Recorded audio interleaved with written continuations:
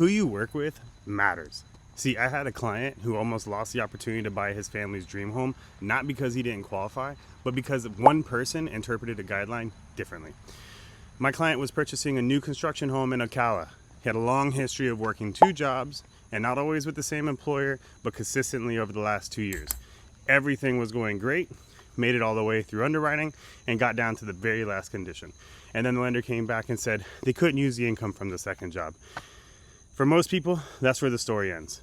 You're told no, the loan gets denied, and everybody moves on.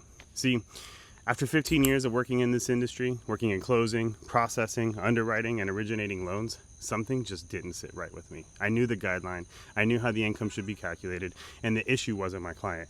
The issue wasn't the guideline. The issue was one underwriter's interpretation of that guideline. So instead of accepting no, guess what? We changed strategies.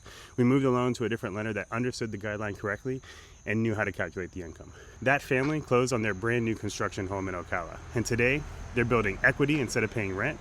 They're building wealth for their family, and they're running their business out of a home they were almost told they couldn't buy.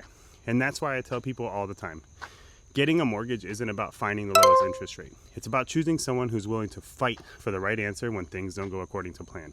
See, anybody can close a loan that's easy, but real value shows up when there's a problem to solve. The lender you choose can determine whether you hear denied or congratulations. And that's why who you work with matters. So if you're thinking about buying a home or you've been told no before, don't assume that's the end of the story. Let's have a conversation, because sometimes the difference between denied and approved is simply having the right person in your corner.